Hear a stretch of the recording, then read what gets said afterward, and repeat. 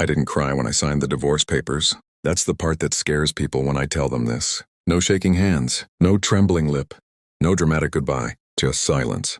The kind of silence that makes the other person think they've won. Preston thought he had broken me. His mother definitely did.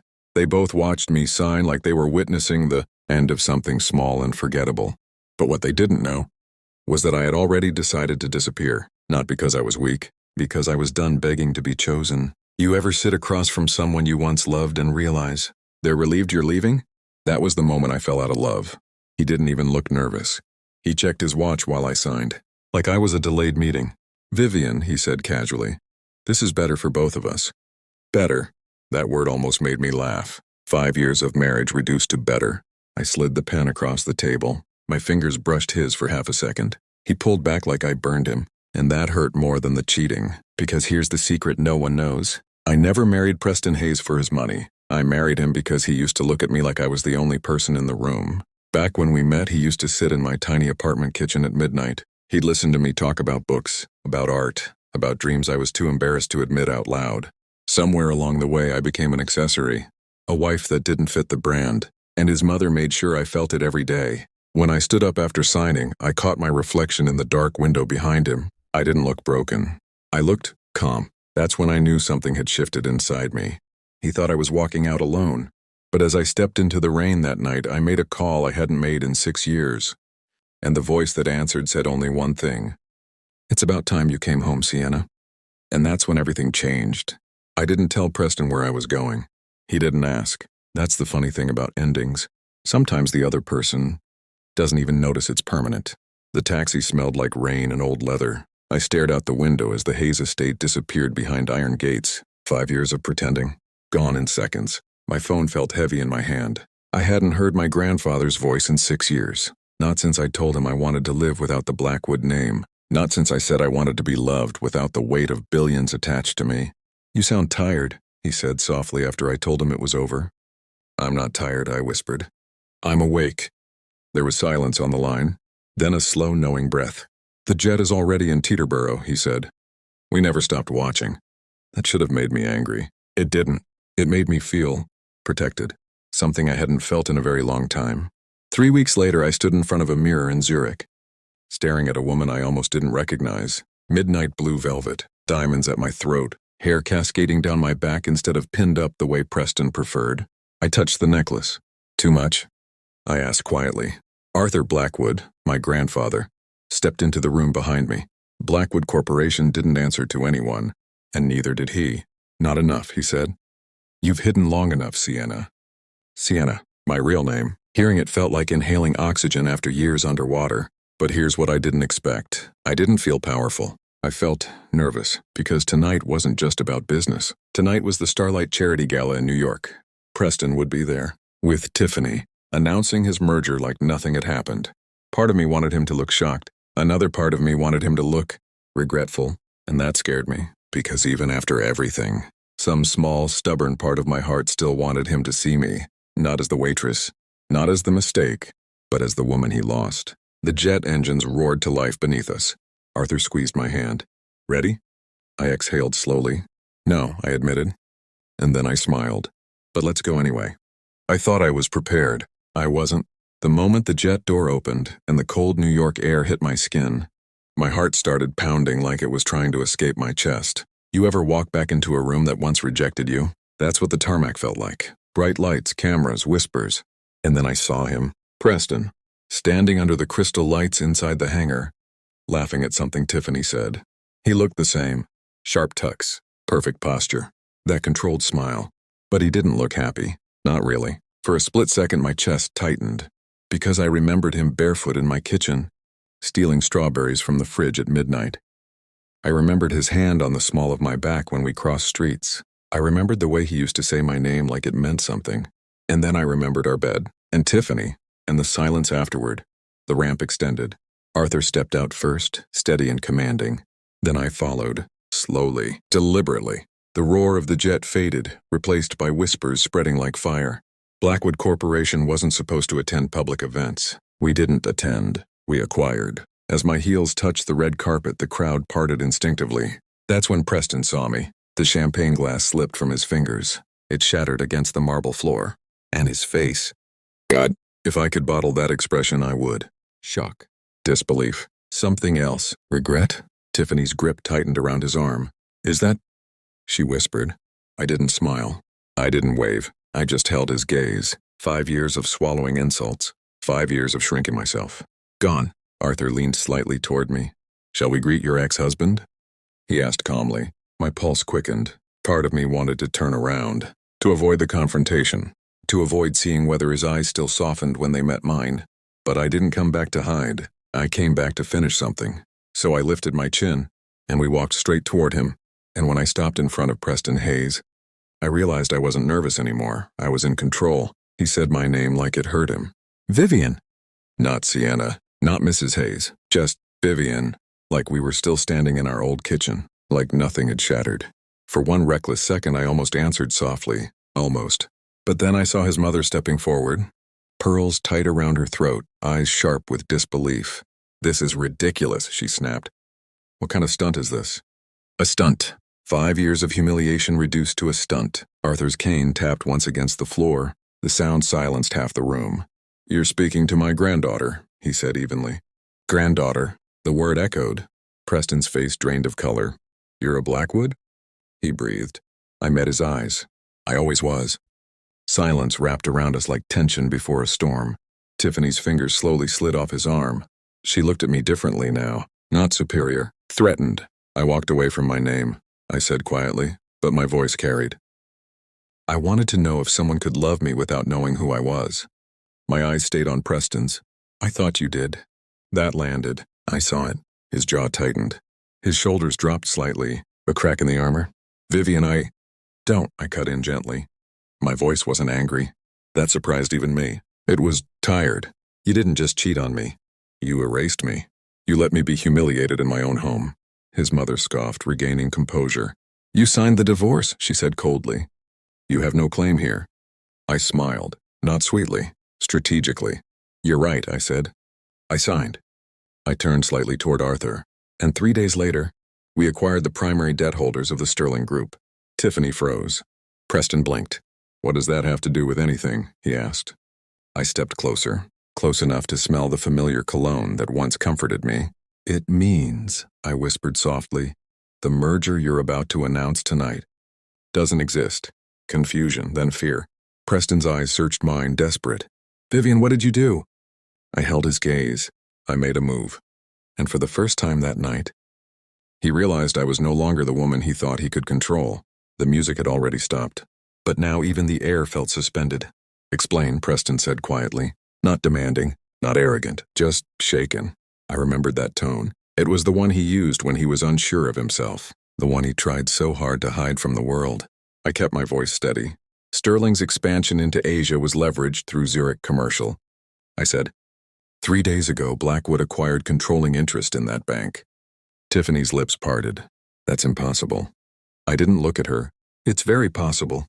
Preston's eyes searched mine, not as an enemy, as someone trying to understand who I had become, or maybe who I always was. And, he asked, and I continued, your future father-in-law violated a covenant last quarter, which means the loans are callable. His breathing changed, subtle, faster. You wouldn't, he said. There it was. Not anger, not accusation, a plea. You wouldn't hurt me. That almost made me falter, because once upon a time, I wouldn't have. But love without respect turns into something ugly. I already did, I said softly. Tiffany stepped back like I'd slapped her. Preston ran a hand through his hair, a habit I knew too well. You're destroying the merger. I'm preventing you from tying yourself to a sinking ship. He looked confused, then hurt. Why do you care, he asked.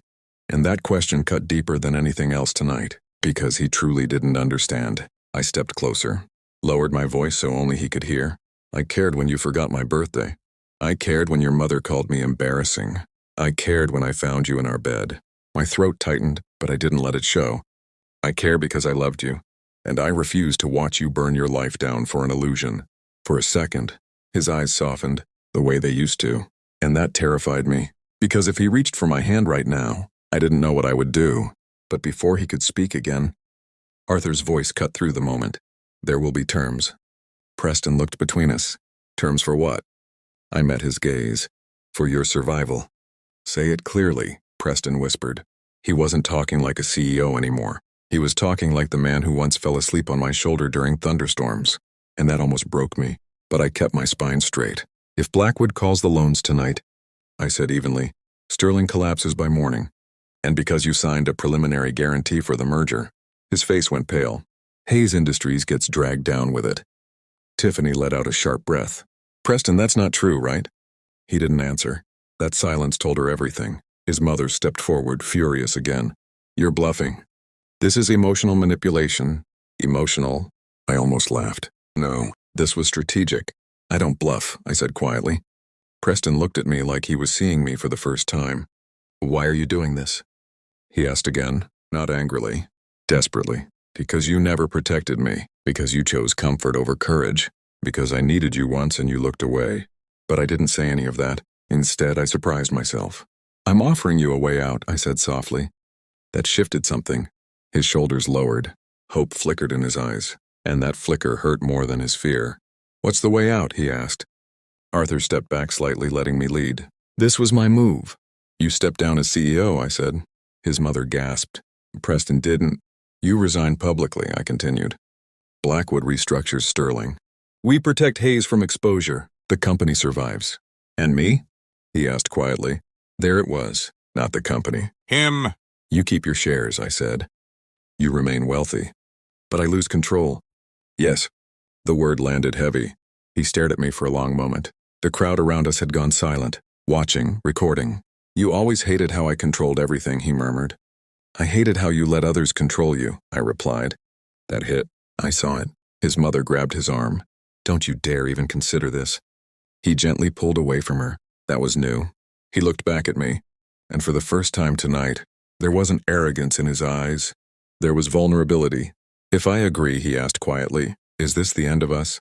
And that question almost undid me. Is this the end of us?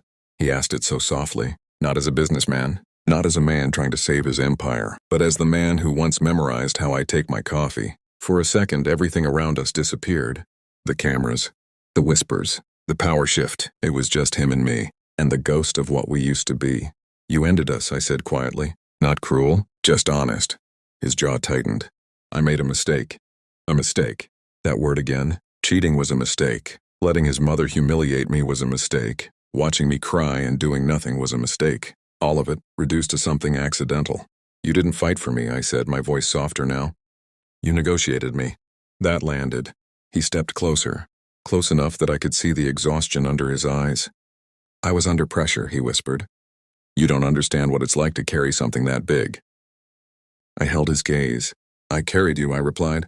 Silence. That one sentence stripped everything bare. For 5 years I shrank myself so he could feel taller. I smiled when his mother insulted me. I dressed simpler so I wouldn't embarrass him. I stopped correcting him in conversations. I made myself smaller, and he never noticed. I didn't know who you really were, he admitted. That's because you never asked, I said gently. That hurt him. I saw it. But here's the twist no one expected. I didn't feel anger anymore. I felt clarity, and that scared me more than rage ever could, because clarity doesn't beg. Clarity walks away. His fingers twitched slightly, like he wanted to reach for me. And for one reckless heartbeat, I wanted him to. Not because I needed him, but because I wanted to see if he finally would. If I resign, he asked again, voice barely steady, do I lose you forever? I swallowed. My heart didn't answer immediately. And that hesitation terrified me. Because maybe, just maybe, I hadn't lost all of my feelings after all. I hated that I hesitated, even for a second, because hesitation means something is still alive. And I wasn't sure I wanted it to be. You don't lose me because of a contract, I said slowly. You lost me because you stopped choosing me. His breathing changed again. That small shift I used to recognize in the dark. Then let me choose you now, he said. God. He shouldn't have said that. Not here. Not in front of everyone. Not when my heart was finally steady. His mother scoffed behind him. Preston, this is manipulation. She's enjoying this. Enjoying? If she only knew how hard I was fighting not to fall apart. You think this is revenge, I said, looking at him, not her. It's not. If it were revenge, I would let you burn. He stepped closer. Then what is it? It was a question layered with something new, respect, and maybe fear of losing me for real. It's a boundary, I answered. That word felt powerful in my mouth. A boundary. Something I never had in our marriage. You resign, I continued. Not because I'm forcing you, but because you need to understand what power without integrity costs. He flinched slightly. You think I don't have integrity? I think you traded it for approval, I said quietly, glancing briefly toward his mother. That silence between them said everything. For the first time tonight, he didn't look at her for direction. He looked at me, and there was something raw there. If I do this, he said, voice low, if I step down, it won't be for the company. My heart skipped. It will be because I finally understand what I lost. Dangerous. Those words were dangerous, because part of me wanted to believe him, but belief is expensive, and I had already paid too much. Arthur's voice cut in gently. Sienna, the market's open in 6 hours. Reality. Cold. Immediate. Preston held my gaze. This isn't over, he said. Not threatening. Certain. And I didn't know if that certainty terrified me, or made my pulse quicken, because somewhere beneath the power, beneath the strategy, the man I once loved was finally waking up, and I didn't know what that meant for me. He signed. Not dramatically, not angrily. Quietly. The same way I had, and somehow, that hurt more. The lawyers slid the papers across the glass table inside the VIP lounge. The chessboard from earlier was still there, frozen in checkmate. Preston didn't look at his mother. He didn't look at Tiffany. He looked at me. If I'm stepping down, he said calmly, I'm doing it right. That surprised me. There was no resentment in his voice, only resolve. He signed his resignation as CEO of Hayes Industries. The pen didn't shake, but his jaw did. When he finished, he placed the pen down carefully, almost respectfully, like he understood something now. His mother stood abruptly. You're making the biggest mistake of your life. No, he replied quietly. I already did that. And for the first time in 5 years, he didn't defend her. He didn't soften her cruelty. He let her stand alone in it. That shift was small, but I felt it like thunder. Arthur nodded once to the attorneys. It's done. The deal would be restructured. Sterling would survive under Blackwood oversight. Hayes would stabilize. The empire remained standing, but something else had fallen tonight. Preston stepped toward me once the room cleared. Not too close. Just enough. I deserve to lose the company, he said. My heart tightened. I'm not sure about that, I answered honestly. He studied my face like he used to, like he was trying to memorize me. You're different, he murmured. I'm not, I said softly. I just stopped pretending. There it was again, that space between us. Not hatred, not passion, something unfinished. If I had met you as Sienna, he asked quietly, would we have survived? I swallowed. I don't know. And that was the truth. Because maybe we were never broken by money. Maybe we were broken by fear. He stepped back slowly. I'm going to earn something this time, he said. Not inherit it. That stirred something in me I didn't expect. Hope. But hope is dangerous, especially with someone who once dropped your heart like a champagne glass on marble. As I turned to leave, he said one last thing. I'm not done choosing you. And I didn't know if that was a promise or a warning. I should have felt victorious. I didn't. As the jet door closed and the engines roared beneath me, I stared out the window at the shrinking lights of New York. Preston stood somewhere down there, no longer a CEO, no longer untouchable, just a man who finally understood what he lost. And for the first time in years, I wasn't angry at him. That was the strangest part. Arthur sat across from me, watching quietly. You gave him mercy, he said. I gave him consequence, I corrected softly. But even as I said it, my chest felt heavy. Because power doesn't erase love. It just exposes whether it was real. My phone buzzed. Unknown number. I already knew who it was. Gabriel. I hesitated before answering. You move fast! His voice came through, smooth and dangerous. Restructured Sterling. Removed Hayes from control. Impressive. You've been watching, I said. I always watch powerful women, he replied. That made something inside me shift. Not comfort, not familiarity. Challenge. You warned me about the Russian liability, I said. Why? A pause. Then quieter. Because I don't enjoy watching brilliance self-destruct. My breath caught slightly. Brilliance. Preston had once called me lucky. Gabriel called me brilliant. That difference mattered more than I wanted to admit. And now I asked. Now, he said. I'd like to see if you're as fearless in Rome as you were tonight. Rome. The word felt like a doorway.